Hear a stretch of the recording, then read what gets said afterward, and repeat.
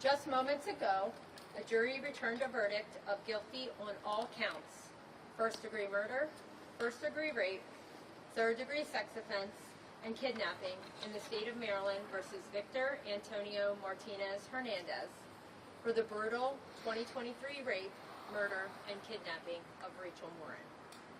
This case shook our Harford County community and robbed a family of their daughter, sister, mother, and friend.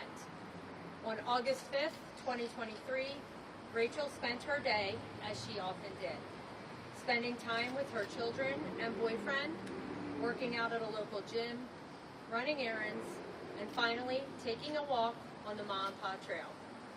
Witnesses testified that her time on the trail was her peace, and she never could have predicted that on that day she would never see or speak to her children again.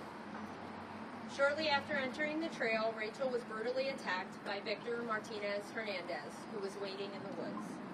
Rachel fought for her life as she was pulled 150 feet from the main trail into the woods. This was shown by the health data contained on her phone and Apple Watch. Evidence presented at trial proved that once concealed in the drainage culvert just off the trail, she was viciously beaten, raped, and ultimately murdered at the hands of the defendant. DNA evidence recovered from various parts of Rachel's body matched the DNA of Victor Martinez-Hernandez.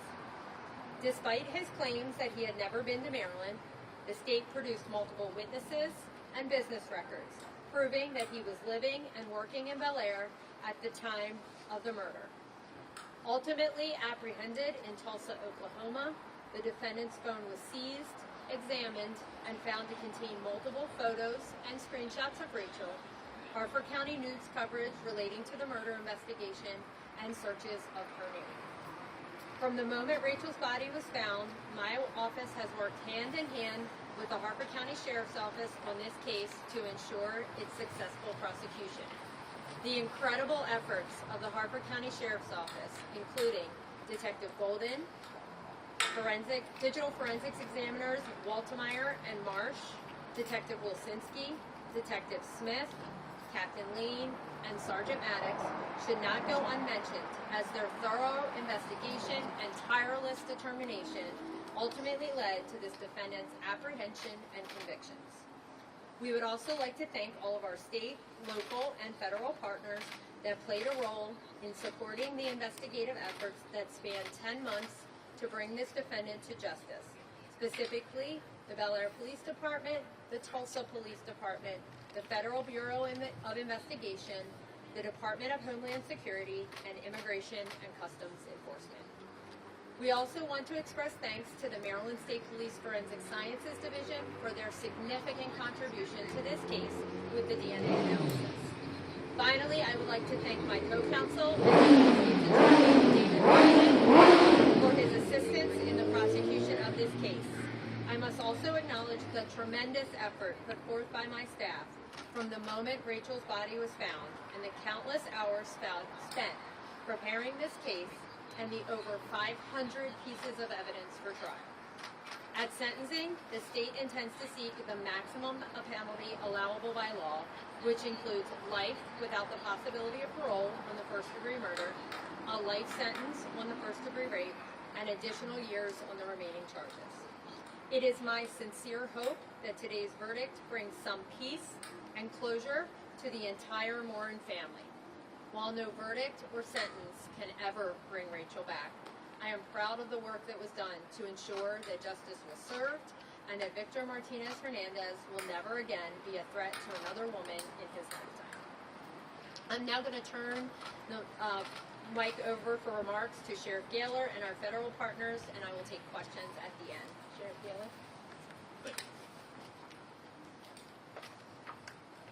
Good evening. I just want to start off by absolutely expressing the thanks from me as the Sheriff of Harford County on behalf of our men and women, particularly our criminal investigators who worked this case so hardly, and our Harford County community who, as you heard from Alison, were so moved by this horrific story and had the world, not just the nation, but the world following. When Ms. Healey says that they were there working this case side by side, she meant it. They were there from the outset at the crime scene along the trail, working alongside our people, hoping for this day, preparing for this day when we would put this person, this monster, in front of a jury and let the evidence speak for itself, which it has, and in record time, what seems like record time, 46 minutes deliberation, returned the just verdict. So I want to thank Ms. Healey and her incredible staff. We have a great working relationship, and there are some cases in a career that really test you, no matter what your role might be, and certainly her coming in as state's attorney 2.5 years ago, this is a lot of experience behind that, but as the individual sitting in the elected state's attorney's chair, she was presented with this super large case. She sat there with her co-counsel, Mr. Ryden, and prosecuted this case and got the just verdict. I would say just sentencing ahead, but Maryland did away with the death penalty, which I can't think of any case more appropriately fitting, and sadly our legislature has decided otherwise. I do want to thank, again, you heard from me at the time of the arrest last June, the men and women of the Sheriff's Office and all of our allied partners, many behind me today, many who couldn't be here on short notice, but without that cooperation at the state, the local, and the federal level, working hand in hand with one another, with no restrictions set on by silly legislators who want to be pro-criminal, but actually working for public safety, this is what you're able to accomplish. You're able to find a needle in a haystack, and that needle was this monster. The haystack was the world, and working hand in hand, working the evidence, working the technology and the science, we were able to find that individual and bring him to court today to face this justice system. Alison used the word closure when you talk about Rachel's family. Patty, all the members of Rachel's family. And we all know there's no such thing as closure. I also said this at the arrest. They have to live with this for the rest of their life. Closure would mean we bring Rachel back. And we all know that that's not possible. They have to live with the fact, knowing that this person who took Rachel's life in such a horrific way, that he will be removed from society and never allowed to harm another human being again. And that's what we have to take away from this as a success. But with the failure in here, and I don't want to, it shouldn't be political, but the failure here again is the immigration system that allowed this person to enter our country illegally and remain in our country and commit crimes in Los Angeles and then here in Harford County. The crime is the Kayla Hamilton case, also from this county. We need our government to work as efficiently as this investigation and this prosecution to work together and take the politics out of it and fix the immigration system in this country and keep our communities safe. And with that, I will end my remarks, and I'll be happy to take some questions at the end, as Alison said. But Special Agent in Charge Bill DeBono has a few remarks.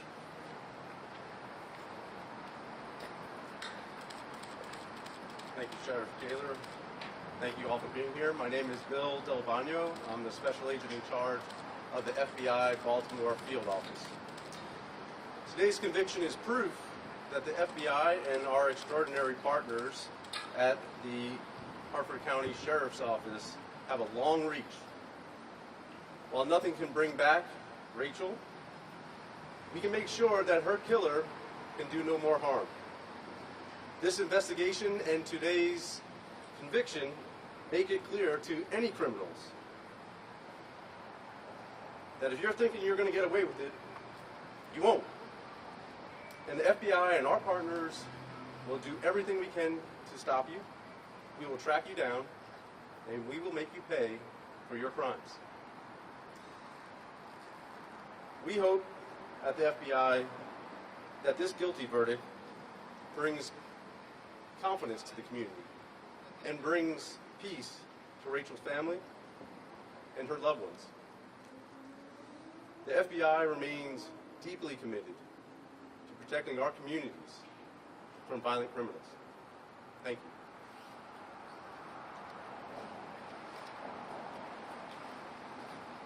Good evening, everyone.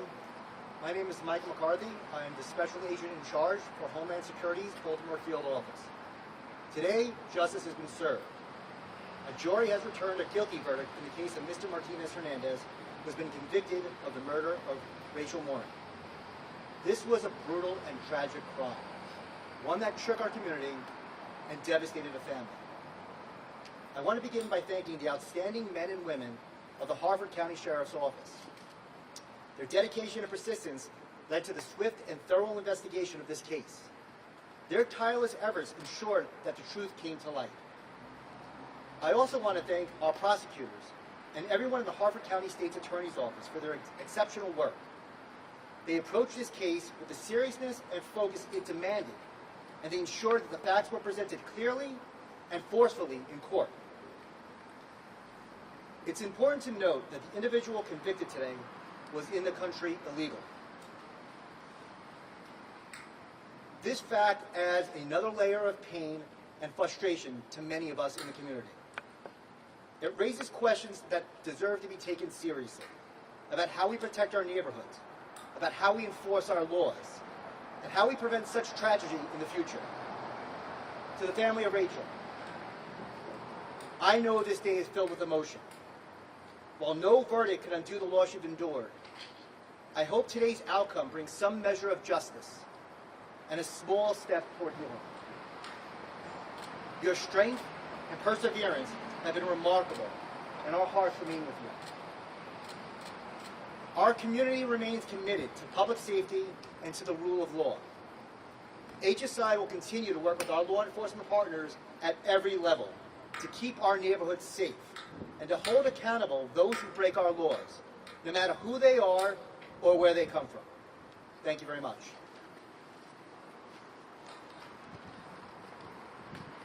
We will now Marcus take... Espinoza with News Station. Hi. This is a question for anybody who may feel free to answer it. You mentioned how quick they deliberated, 46 minutes. Is there some poetic justice? Of course, there's not closure, we've mentioned that, but is there some poetic justice in, this happened in 2023, or in 2025. When you saw a decision so affirmative, so quick, does that give any sort of sense of that poetic justice here for Rachel? I think the quickness of the verdict speaks to the strength of the evidence in the case. This was an airtight case, thanks to the Harford County Sheriff's Office and their hard work. So I think the length of the deliberation is solely based on the strength of the evidence in the case. Were you surprised by how quickly they came? I would say no. I felt like we presented a strong case. I felt the evidence was strong, and I felt it was unquestionable that the defendant was the person who committed this crime. Ms. Healey, we saw evidence during this trial that it appeared the defendant had been watching videos on reports about this case. One of the screenshots we saw has you in it.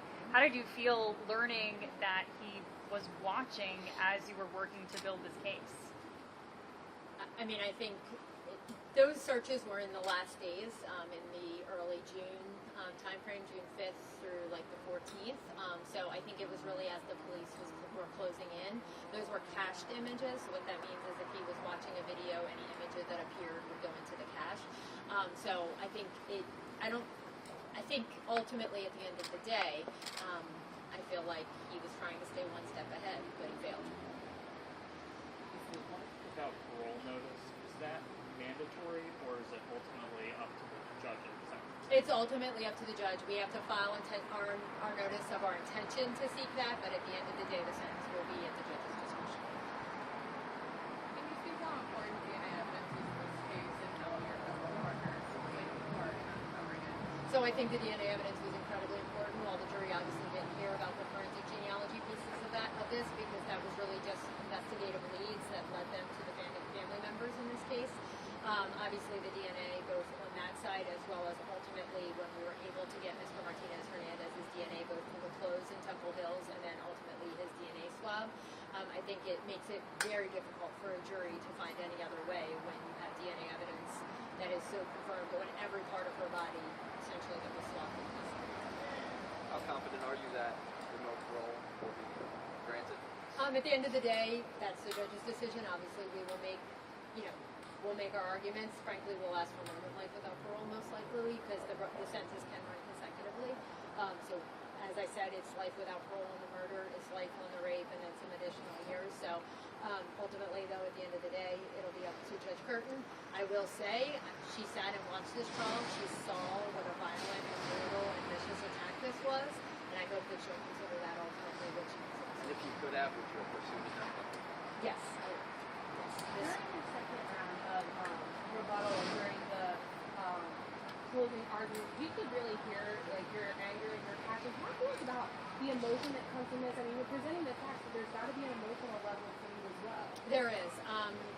Obviously, as you heard, I worked this case from the very beginning. I actually went to the crime scene the day this happened, so I've been in it from the very beginning. It was a horrific crime, and my sole goal here was to make sure that we got justice for Rachel. And so, at the end of the day, I needed it to be clear that what the defense was arguing just, frankly, is preposterous.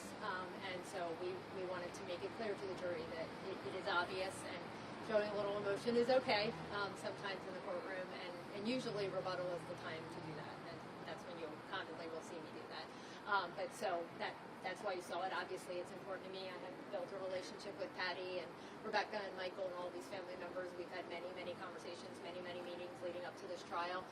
So not just for our law enforcement or for me, it was most important for me to get justice for them and for the kids who, I have formed a relationship with, some of them as well. So the fact that they'll never get to see their mother again, it was very important to me for them to see justice served in this case, particularly for the ones who participated, so that they could feel like they had some control over putting the person away who took them.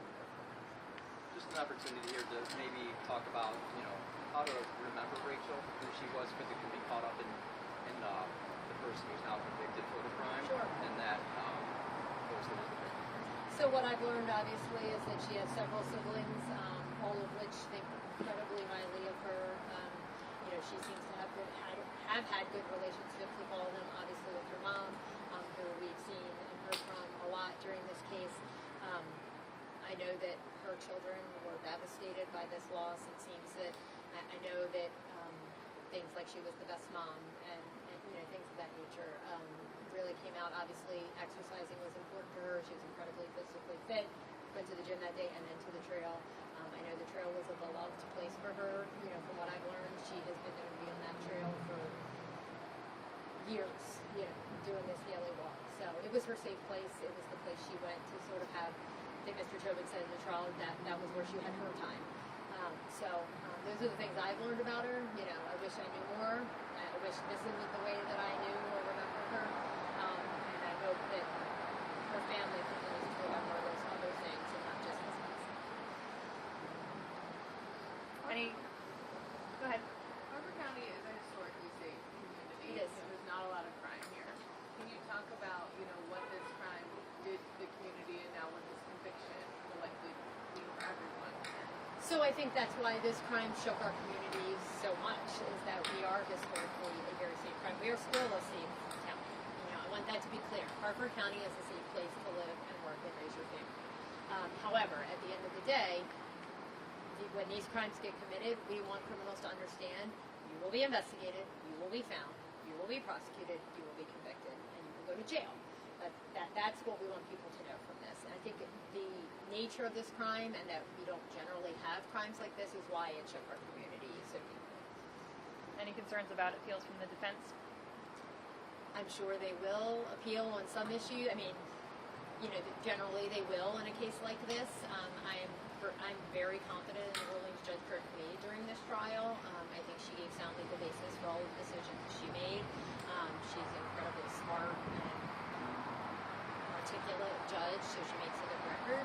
So I'm not concerned about appeal issues, and if that happens, we'll do it. Yeah, and just give us some context.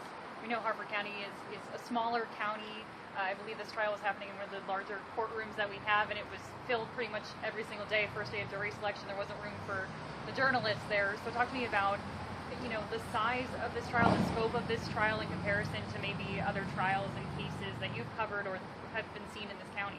Yeah, so we've had plenty of, we'll call them big trials. We have plenty of cases where courtrooms, have people in them watching. Generally, it's family and friends and things of that nature. But I think the attention on this case, again, goes to how this community was shook. And so there were community members who really were not related to any party in this case who wanted to see, how this trial was going to play out.